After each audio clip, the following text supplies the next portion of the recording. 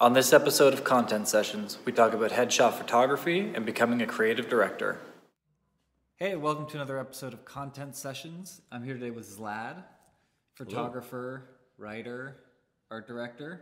There we are. Cool. Do you have a name for the business yet? I go by Phil Beans. Phil Beans. Yeah. Tell me about that. It's just a bit of an alias that happened. The espresso machine every morning would just, say Phil Beans every now and again. And I thought that was kind of funny as a Phil Beans, like Philip J. Beans.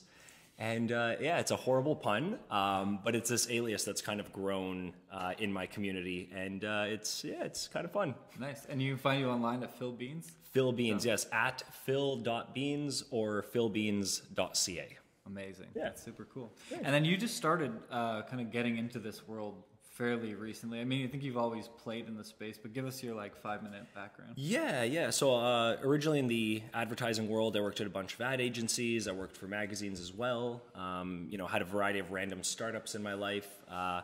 Big career turn happened with, you might be familiar, Tesla Motors. That was a thing that kind of shifted my focus for a lot of years. Just recently I kind of got out of that world, out of that kind of crazy career-oriented life, and started focusing on the things I like doing a lot more. And that's kind of a mix-up of photography, writing, and creative direction. So it's really been about a couple of months now, really, like it's that fresh, but it's always things I was doing kind of on the side in my life, or creative endeavors through, working with musicians and furniture manufacturers and clothing designers. So it's always been there. I just never pursued it as a career. Yeah, well, I've seen some of your stuff, like the car commercial that you shot, and that seems to, I guess that probably comes from a lot of your previous experience, now bringing it into your own Totally. space, Yeah. I mean, a big automotive person myself, but then, I went to school for advertising, and, there was a big creative component there. So I kind of like the world I'm in now. It's kind of creative expression, but it's also kind of strategic, business practices, and that's why we're here today, I guess, to talk about that aspect. Sure, awesome. And so out of the three kind of things that you're focused on, what's been the thing that's going the best? Like, what are you kind of doing the most of right now? Yeah, it would have to be photography. Just to kind of clarify, I don't really have a style of photography I do. I'm not some, artist person that I just do this style. No, I just like making cool images and frames. So headshots, that's a viable business venture right there. A lot of photographers don't enjoy that aspect of it because it's not cool or it's not art. Right. Great, that's fine. But if you like taking photos and, taking great photos of people and capturing, a moment, there it is, right? So, portrait, headshot photography, and recently commercial photography is slowly starting to creep into the mix. Cool, like product stuff or? Yeah, product stuff and concepts. Yeah, so I mentioned to you a bit earlier, actually, off camera, that I did I did like a motion shoot recently with a few of my friends, just as a test concept. It's a bit more of a technical image to create in terms of the lighting and the camera settings that go into it, and timing the subject for the right moment. But since posting that, people have reached out and said, "Hey, could you do that for my business?" And it was really interesting to see that kind of return on just a creative project I wanted to make, right? So. Yeah, for sure. And then where did you get the photography skills? Are you self-taught? Was that part of school? Yeah, so in high school, like however many years, I guess more than a decade now. That's funny to hear. I did film photography like all my life as a kid, and then digital cameras at the time were just starting to come into form, like with DSLRs, and I had a DSLR as a kid, and I shot a lot, and then university came, and then careers happened, and all sorts of things started to pile up, and I kind of faded out of doing these things. But one thing I keep telling people is the physics of light does not change. The principles of light do not change. So if you understand how light works from a photography perspective, the cameras just got better. That's all it is, right? It's the same physics. So that'll never change. So yeah, my teaching just came from I guess my high school teacher, shout out Miss Skoll, you were the coolest. Oh yeah, also shout out Dark Horse, we love you. Yeah. We drink you every day. Absolutely. I don't know why, but throw that in there. Yeah, they didn't sponsor us, but we're going to shout them out. But you could. You could. And you should, no.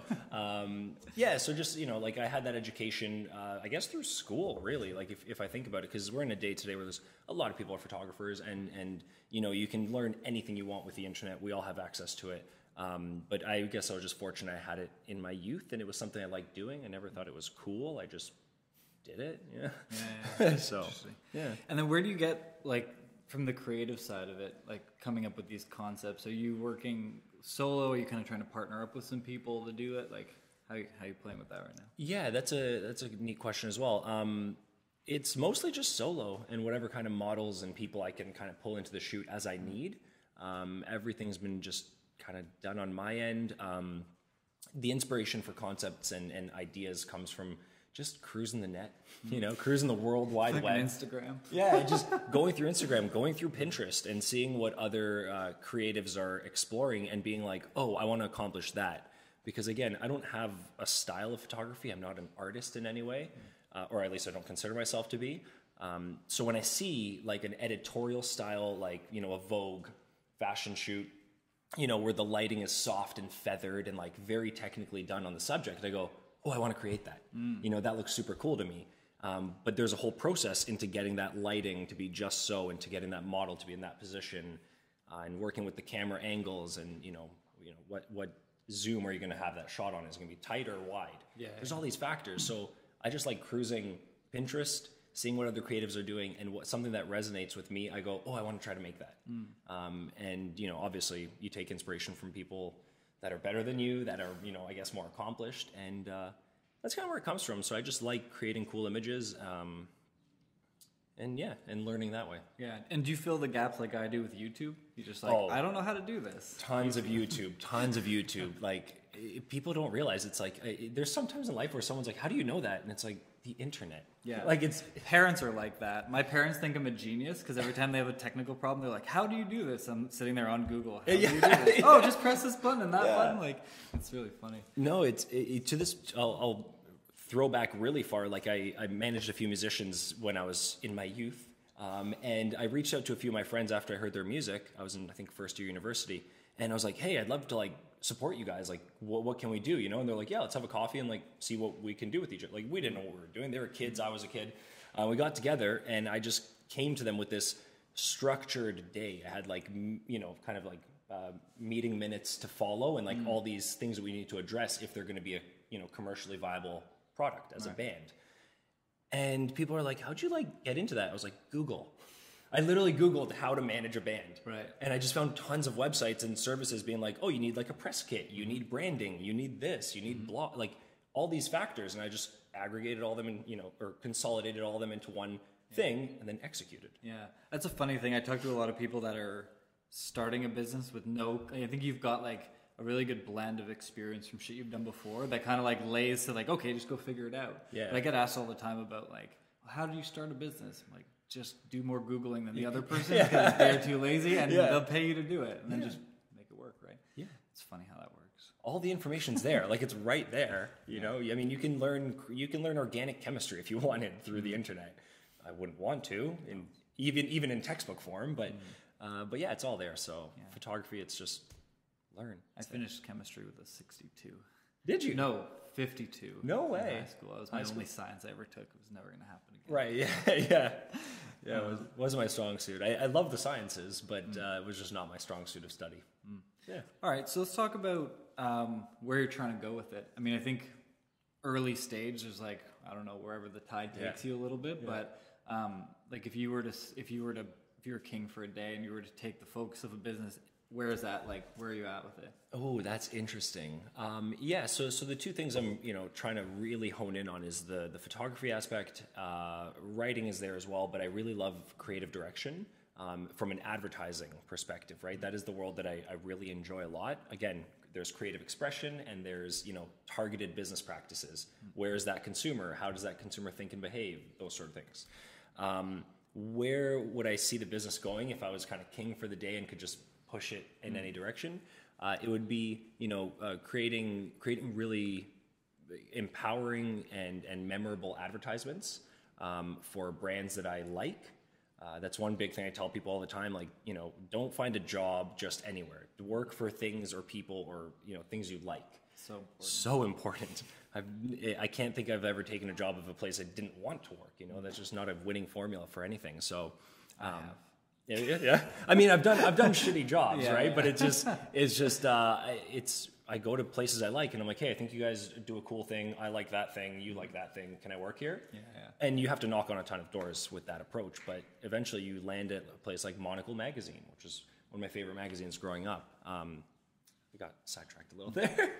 It happens. But so I would love to be creative director for brands that I like, doing advertisements, and photography. I would love to be shooting for brands, but also magazines and editorial stuff, which is like really a niche market, and definitely competitive because there's a lot of brilliant photographers out there.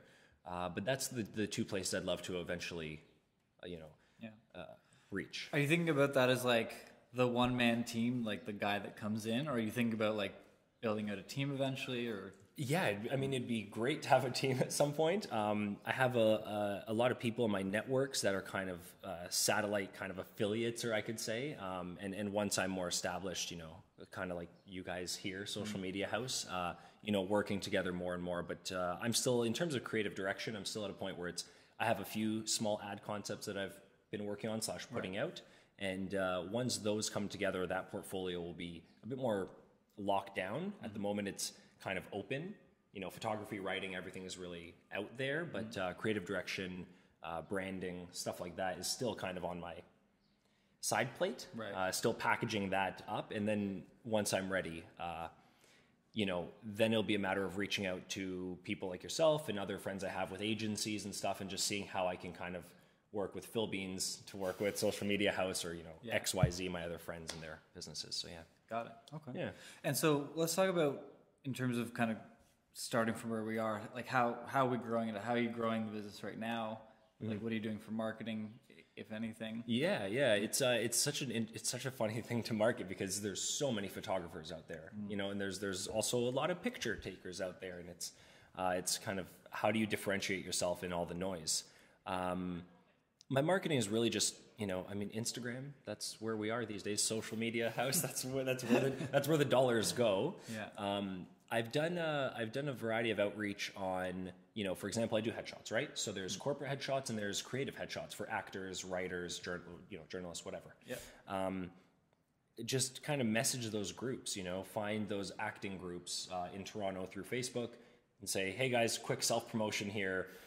Shameless self-promotion. I do this. Here's a photo, like as an example, reach out. Yeah. And I've had a few leads come in that way. LinkedIn, I did the same thing. Put up a post on LinkedIn, and then you get a few people message you from there. So that's kind of been the approach for that stuff. I don't know if there's any more creative approach I can bring to it. It's kind of just outreach, right? Just consistently just being like, hey, this is what I do in all the places where you could find your client. Yep. How many messages did you say you put out, like, in a day or a week? You know what? The frequency that I do it at is not that high. It's probably twice a month. I'll hit those pages. I was just in the middle of a big move from moving around, so I've kind of slowed down on the outreach. I'm just holding down the projects I have going. Yeah. But no, this coming week I need to do a big reset and say, okay, what is my marketing strategy and where am I going to be? How often or how frequent will I be there, and that sort of thing. Yeah. So one thing that I've suggested to, like, salons and stuff like that, where it's kind of not, it's a different service, but there's similarities to it, right? Like, there's no hard cost except for your time. Like, your time is the only, right? Right. Yeah. Is the only piece. Same thing within a salon, right? If your chair is empty, what can you be doing? Could be cutting hair, trying to get some exposure. So I've had a lot of success. Well, people have had success. Going on Instagram, finding by locations, and then you can see, like, the top posts or the most recent posts in the locations. Usually the top posts are good for people it's usually people that already have a following, and they're their likes and their comments have surged them to the top of the Right. top The algorithm in a given section. Yeah. So like, you know, Old Town or Corktown or downtown, like whatever different area, they'll Right. have. You can even look it up by hashtag. So you'll see the top posts in that area. Those top 9, right? Something like that. Yeah. So what I would do is take a look at those once a day. See who those people are. They might be great candidates to do a headshot for free if you don't have anybody coming in. Very interesting, right? yeah. Hey, you know, love your Instagram account. Would love to do a headshot for you if you want to give me a shout out on Instagram. Right. And then they do either a post or a story that goes out to their. That is a very interesting way to market my service, a service that a lot of photographers do. I felt weird saying like I invented the headshot. Right. But no, that is a very interesting idea. You know, you have people with the reach that you can benefit from. I mean, this is how advertising works. That's kind of how Instagram survives, right? As a marketing tool. And and from kind of the salon example, it's a great way. So people are going to want to showcase what you did for them. Right. It's not like consulting, or it's not like, hey, I built this thing for you, right? It's like, hey, look, I got a beautiful picture of my face. Like, people are going to put it out Absolutely, anyway. Even just the organic reach of like, they switch their photo on LinkedIn, they switch their photo on here. Oh shit, where'd you get that? Oh, this guy does it. Right. So to me, filling in, you know, you don't want to do a million for free, but if you find like the right people to do them for, that could bring you endless streams of people, I think. Yeah, that is definitely a very neat idea. I like this. The content sessions. It's working out well. That's pretty good. Yeah, you made a really good point, though. You said, like, you know, when people start putting those photos up, then they get messaged, and that kind of filters, those referrals filter through to me, right? Yeah. And I mean, look, you're always going to have the issue of, like, you don't know where their following is. It might not be super local. It might not be that practical. But if it's between that and sitting in your space twiddling your thumbs, you might as well just be doing it, right? 100%, yeah. One other thing, if you're talking about kind of going into like Facebook groups and that type of thing, the other thing that I'd recommend, we kind of do it for the training, right? Like, we offer training one-on-one to a business, but we're finding avenues like in real estate, for example, right? Like, there's a brokerage and all of their agents might benefit from a session that we do. So we're actually emailing or pitching into a full team of people, the brokerage, the lawyer's office, whatever it is, right? Because it's a value add for their customers, who are their agents, or a lawyer's office. Their customers are their lawyers that work there. Like, hey, we're gonna, package up these headshots. Everyone will get da-da-da-da. So selling it to a bigger pool instead of one-on-one. 100%. Yeah, because you can, you know what I mean? Like, hey, Mosley Real Estate. Yeah. We're offering this thing. You can have all your agents come through. It's a package. You could probably package that for 10, 15, 20 grand for like a 2-day thing. Yeah. Go in and just, it's going to be a lot of editing, but. But I mean, it's work, right? And that's what you're looking for, right? So. Because the one-on-one stuff is great, but then you got to get the referrals and you got to get bigger projects. Bigger projects. So I would think about, even if you've done a couple in that industry, make like a one-pager. Big companies like one-pagers. I don't know what it is. Because it shows targeted, right? It shows refined, crafted for you. This is just for you. And so, you know what I mean? Like, you could have on some kind of a PDF, like a before and after. Even if you didn't do the work, a before and after of like what a website would look like, even if you kind of Photoshop this, right? So you have a website where it's showing, here's all the people that work here, and it's like all different pictures. The old photos. Even if you made it like, even if you edited the background so it looked like a universal color in the background. Right. I don't know. Or you could actually do it. Yeah, but showing them ultimately, like, this is what it looks like, this is what it could look like. Right? And it's funny you mentioned that. I actually have I'm rebranding, should be very soon, rebranding a friend's family business. And it has just like really old, lousy photos. Like, it looks like it's a photo of, my friend that was taken off of a phone, off of the screen. And like, that's what they're running with. And it's like a pretty, good organization. Yeah. And I looked at that and I was like, that's your photo from like years ago when you were a kid? Like, so, but yeah, to your point, you make a one pager showing a real estate agency saying, this is what I did for this company. This is what they looked like. This is what they look like now. Yep. Right. That's actually a very good idea. Yeah. And even, so what I would do is find out, there's actually a really cool tool that I use called hunter.io. So if you're trying to track down a specific person, in an organization, you go on their website, and it's like a Chrome extension, right? And it will pull up all of the email addresses of all the people there. Way. So if you have a sense of who you're going Hunter.io. Hunter.io, it's fantastic. Very cool. Finding out whoever like the marketing manager or biz development, probably a marketing manager, and just emailing all. Well, you're touching on something very neat. I do a lot of outreach, and as you know, being a very entrepreneurial person as a kid, I reach out to, I don't know, thousands of different companies and people, and a lot of no's, a lot of no replies, but again, some yeses to really cool places I want to work. But sometimes when you're doing outreach, you run into the issue of that marketing manager you want to speak to, or that, you know, managing partner you want to speak to doesn't have their email listed. And you're like, but I have this thing I want to get to you. And then you call the reception and say, hi, I'm this so-and-so. I'm looking to speak with this person. Gatekeepers. The gatekeepers. I know. And I love them. But like, if you fumble in the first like 3 seconds of that call, they hate you. They're like, no, that's it. Sorry. And you're like, So Hunter.io seems like a very neat solution to that problem. I just had a project, commercial shoot I wanted to pitch to a company, and I went to their website. You know, I went to the contact. Here's all their partners. Here's all the people. No emails. And I was like, wow. And it's a big organization, so I'm going to go through tons of gatekeepers that don't care. They don't get paid enough to care, and they're just going to kind of like skirt you to the side. Right. Which happens a lot, people. So get used to it. Yeah. One other thing I was thinking, it actually just popped into my head. From a content marketing standpoint, so this is something I recommend to everybody. I feel like you're going to receive it very well. Most people are like, why would I tell people all my secrets? Right. I strongly believe, which is kind of why I do this, which is why I put out a lot of content that I put out about, we just did one the other day for, 30, whatever it was, I can't remember what it was called, but it was like a whole bunch of content ideas for a real estate agent. Oh, I saw that. We just like mapped it all out, and it was like a downloadable thing. So if you're a real estate agent, you need a bunch of ideas. There you go. I'm going to start doing it for different companies. Cool. But I strongly feel that giving people everything they need to get to their end goal with whatever it is that you do is actually the best way to attract a customer. Because the people that take your information and they're like, great, I can do it by myself now. Right. You were going to get them anyway. Yeah. They weren't going to hire you. They were going to find it somewhere else. So at least you've got some good credibility because you were the one that gave them the info, right? Right. But there are a lot of people that think they can do it or aspire to be able to do it that don't have the time, don't have the skill, don't have the resource. So one thing you might want to do, while you're doing outreach in terms of like, hey, I offer this thing, you are going to get some response from that.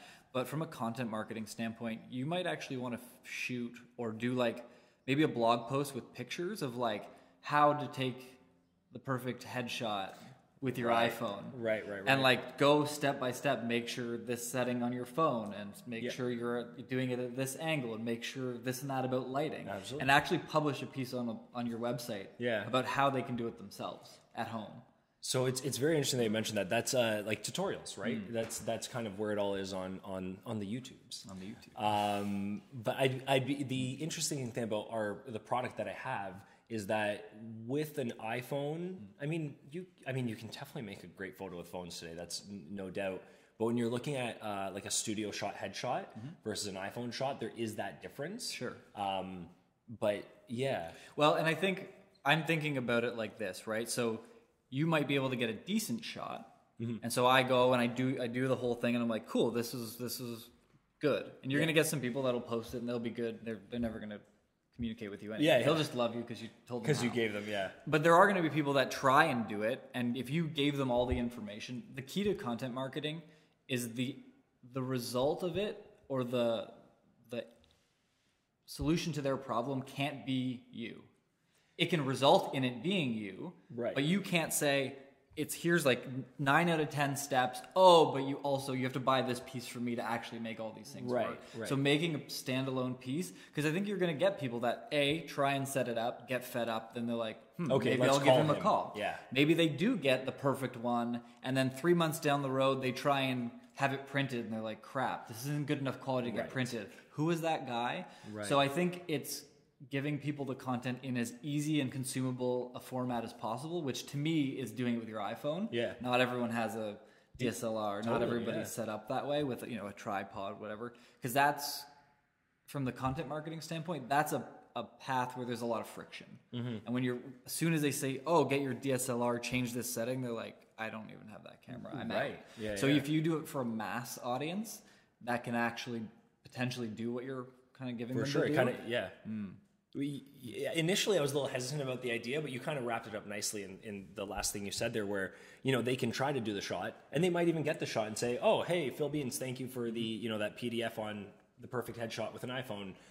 You know, we won't need your services. But when they go to get it printed, or, you know, say it's a real estate agency and they need a shooter for, you know, their homes, for their listings. Right. Who do they call? They call the person that was organized and reputable and, you know, helped them out. So to combine your two thoughts, I think when I do my outreach for the larger agencies like realtors and other kind of commercial corporate companies, maybe I'll say, look, if you don't need these services at the moment, you know, see attached a one-page PDF on how you can do that iPhone headshot. I would actually split them up completely. Those two. Yeah. So I think one, and I like the thought because it's the sales and marketing in one. But it's kind of like saying "but" midway through, it's like I just did. Right? Yeah. It's like, oh, I'm giving you this thing that you could do yourself, but, and then they're like, oh, everything that you said before "but" was bullshit. Well said. Very good point. I think having them as standalone things makes the most sense, even if they go to the same people at a different time. Yes. That's okay. Yes. Right? You could say, hey, Bosley Real Estate, I created this piece on my website and it's got a video attached. If your real estate agents are thinking about trying to do a headshot, here's a great piece of content for them. That goes out. Then you see if there's any people that respond, people reach out to you. And if there's a bit of a response, then maybe, you know what I mean? Because then your name's kind of buzzing around the building anyway. Yeah. A month from then, you email them, say, hey, by the way, we also have these great packages where we can do this, or, you know, we can do headshots, we can do on-site of the listings that you want. You can, you know what I mean, offer that later, but come into them with the offer first. Yes, and one or the other, not both at the same time, because you're exactly right. When I offer both, I'm saying but. Yeah. You know, hey, I can do your headshots for you guys. I can, you know, for myself, and then I go, but you can also do them. And the thing is, even if it's completely genuine, even if that piece of content to how to do it yourself is completely standalone, and this could be a viable option for them as well, you're always going to give the feeling of, oh, they're just setting me up with the, like, this is the freemium thing. This isn't, interesting. You know what I mean? Like, even if they genuinely are their own things, if you send them together, you're going to give off the vibe of, well, here's how I'm trying to suck you in, or here's how I'm trying to drag you into it. And I think the way I should approach it is I should probably approach with my initial outreach would be me doing the headshots. Because, again, that's my business. That's kind of what brings me my revenue. But, you know, if that door ends up being a no, you know, a month later, just hit them back with, you know, the PDF on the thing. Yeah. Keep it very short so you're not bothering anyone. Yeah. And just put your name in front of them. Yeah. And it shows that you kind of care and such. And then people want to work with people like that. So for sure.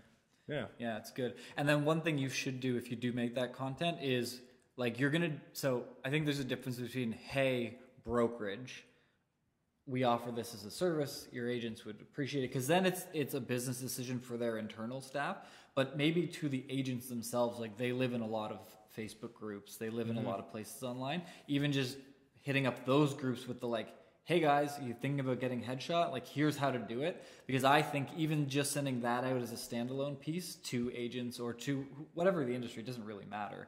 Even, hey, lawyers, do you want a headshot for your profiles? Anyone, whoever would need a headshot, right? Yeah. Sending that out to them, you're going to probably get, of the people that actually watch it, I would say you'd probably get 10 to 15% become actual leads from it. Right. Because it is, and as long as you're giving the piece of content into an industry that is headshot centric, yes, you're going to get probably 60% of the people already have it. They're like, I don't need one. Right. 40%, you're going to get maybe 20% who are like, I have it, but it's old as fuck and I know I need to upgrade it. Yep. And then you're going to get 20% who are like the new ones who have a shitty, that cell phone picture with their kid's head in the background. Why are you using that? Yeah. So you'll get maybe 20% of those who are like, legit need one. But I think out of the total number you send it to, probably like 10% of those will become viable leads for the business. Right. Even if you don't send it out with an offer, you just say, here's this great piece of content. Yeah. If you have any questions, feel free to hit me up. Yeah, absolutely. You know what I mean? Because then you get the like, oh, actually, yeah, I'm not capable of doing this, or I tried and I can't prop it up the right way, whatever, or I just don't want to do it. And then, can you do it? And then there's the lead, and there's the business. It works so well. Content session, social media house. No, very good idea. I really like that. I'm definitely gonna follow through on kind of all the things we've actually discussed so far. Yeah, and even if you make even if you do it as a blog, or you could do it as a blog post and a YouTube video. I was about to say I'll probably do it as a YouTube video because that it's easier to consume. You actually told me this piece of information at one of your workshops at the influencer marketing is that words are dead. Unfortunately, words are dying. You didn't say it in that way, but that's what the demographics are kind of leaning towards. Is video is easier to consume. And audio, yeah. So I'll definitely make a quick tutorial on that, and kind of blast that out to those networks that I would see fit. One thing with the tutorial, one thing that I think a lot of people screw up when they're making video tutorials, especially where there's like action items required. So some people are going to need to pause it anyway. For sure. But give people time, even though it's awkward in the video, of like setup. So you're going to have everything kind of set up already when you're getting into the tutorial. But I like the idea, and not a lot of people do it, but I really like the idea of leaving 20 seconds of dead time, or like for the person to like click on stuff. So that they don't, so they're watching it on their phone and they don't have to. Remember we were watching a tutorial on how to set up these microphones because they're brand new and we didn't have a clue, right? And that YouTube video was great, but it was like we were going so fast. He was going so much faster than we could follow. Right. So can you imagine? It's like, hey, go to this setting, go to that setting, pause for 10 seconds. Then we would have had time to go and click it on our computer. Yeah. So think about that. I think 100%. I think it's just cool, especially with demo tutorial style stuff, giving people the actual time so they don't have to keep pausing it. I think it'll just people will like it more. Having watched so many tutorials on various things, like for most of photography, I should say, but it's one of those things where like you have to okay, pause and then go back into Photoshop or whatever and like find that menu, do the thing, and then go back into that video and be like, play. I can tell you from experience, it feels patronizing to do it. I'm gonna give you 20 seconds to do it now. You're sitting there. Yeah. But people. I'll make it fun. I'll make it fun somehow. I know you will. You know me and my goofy ways. It'll be a fun thing where people are like, maybe I'll give them elevator music. I'll be like, so you can go do that now. Do do do do do do do do. You're like, I hate this guy, but let me do this. No, that's definitely a very good idea. I really like that. That would be very cool. Yeah. Well, I think we covered a bunch. We did cover a bunch, yeah. Do you have any other questions or thoughts? Anything on your mind? I don't know. We talked about kind of blasting out to the networks, the one-pagers, reaching out to commercial things. There comes that pipe noise you were talking about. The worst. That was definitely beneficial to me. That was a really cool session. You generally have a wicked wealth of knowledge on these subjects. So when you offered to do this, I was like, absolutely, I would love to be here. And you've already given me ideas for things that I can implement starting on Monday. Yeah. Because outreach, I have to start doing it again. I took my foot off the gas for 2 weeks. I've been moving. Yeah. But I really look forward to using those ideas. Cool. Well, once you've kind of hammered them out and used them a little bit, let's do this again, and we can do like the next version of them. That'd be cool. That'd be very cool. All right, man. Sounds great. Cool. Thanks for coming on. Thanks for having me. All right.